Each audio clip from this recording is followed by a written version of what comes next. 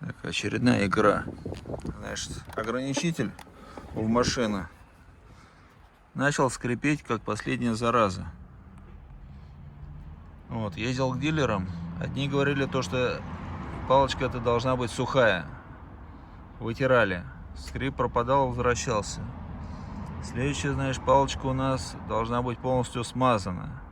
И жидкими смазками разными. Скрип возвращался. Просто позор, уже новый ограничитель собирался покупать. Сказали, не спасет.